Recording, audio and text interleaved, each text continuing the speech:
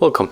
If you want to transfer data from your Doogee S50 to Android device, let's start from open the application that we are going to use. I download from the Google Play Store application name Clone It, and I also recommend you to use it because it's totally free and really easy app. So let's open on both smartphones, and right now click Sender on your Doogee and Receiver on Android smartphone. Click Search again here, and right here we have set manually the Wi-Fi hotspot, so turn on this option, and right now we can go back and just wait for our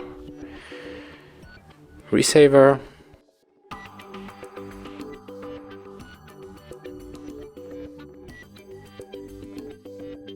Okay, and right now click on this HardReset.Info smartphone accept request on your Doogee.